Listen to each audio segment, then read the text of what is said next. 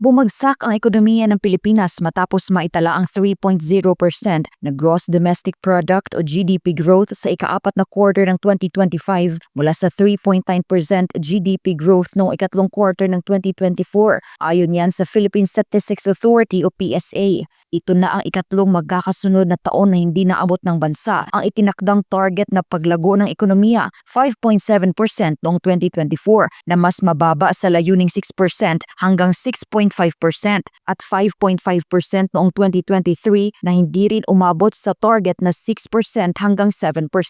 Ayon kay PSA Undersecretary Dennis Claire Mapa, sa kabuang taon ng 2025, lumago ang services sector ng 5.9%, ang agriculture sector ng 3.1%, habang 1.5% naman ang itinaas ng industry sector. Nanguna sa pinakamabilis na paglago ang human health at social work activities na umabot sa 11.5%, sinundan ng public administration and defense, education at other services. Pero ayon kay Department of Economy, Planning and Development o DepDev Secretary Arsenio Balisacan, malaking dagok sa economic growth ang mga problemang kinakaharap ng bansa, kabilang na ang flood control scandal na ngayon ay hindi pa rin nare-resolba.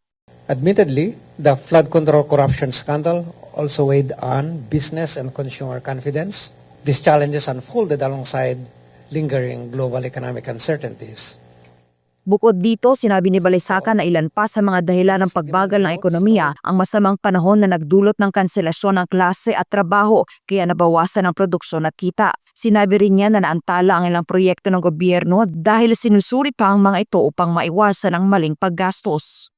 The resulting measures and governance reforms are necessary to strengthen accountability, improve project quality, ensure better value for scarce public resources, and build our capacity for faster and more sustainable growth in the years ahead.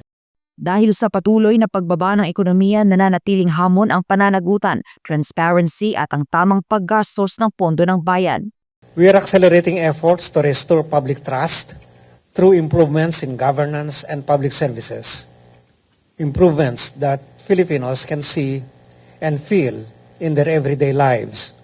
Para sa Diyos at Pilipinas, kumahal Angel Pastor, SMNI News. Kinilala ng Department of Foreign Affairs ang mga panukalang resolusyon sa parehong kapulungan ng Kongreso na nananawagan na ideklara bilang persona non grata ang ilang diplomatic personnel ng Chinese Embassy sa Pilipinas. Sa statement ng DFA na binasa ni Presidential Communications Office Undersecretary Claire Castro sa Palace Briefing araw ng Huwebes, ang pagdedeklara ng persona non grata ay isa sa pinakamabigat na hakbang diplomatiko na maaring ipataw ng pamahalaan laban sa mga dayuhang diplomat. Bagamat nasa kapangyarihan ito ng DFA, itinuturing itong huling opsyon at ginagamit lamang kapag lubhang nasira ang ugnayang diplomatiko at wala ng ibang paraan upang maayos ang relasyon ng dalawang bansa. Binigyang diin din ng ahensya na ang naturang hakbang ay may malalaking implikasyon, kabilang ang posibleng ganting aksyon o iba pang countermeasures mula sa kabilang panig. Dahil dito, kinakailangan itong pag-isipan ng mabuti at paghandaan ang magiging epekto nito sa pangmatagalang interes ng Pilipinas.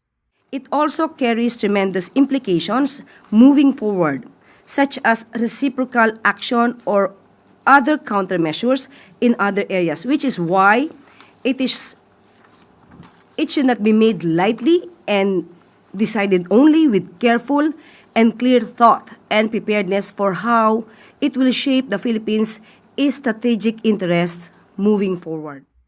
Tiniyak ng DFA na nananatili itong committed sa mandato nitong magsagawa ng angkop at epektibong diplomasya na nagtataguyod sa pambansang interes. Patuloy din umano ang direktang komunikasyon ng Pilipinas at ng pamahalaan ng China hinggil sa mahalagang usaping bilateral at international.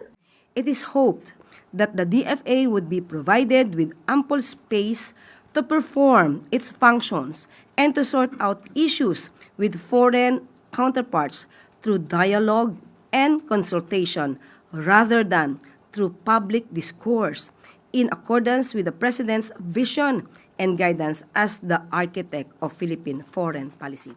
Samantala, inihayag ng Malacanang na batid ni Pangulong Marcos Jr. ang nagaganap na palitan ng pahayag sa pagitan ng mga opisyal ng Pilipinas at China. Aware po siya at nakikipag-usap din po siya kay Secretary Tess Lazaro at ang aking nabanggit na sinasabi nating polisiya, yun po ang sinasabi ng Pangulo.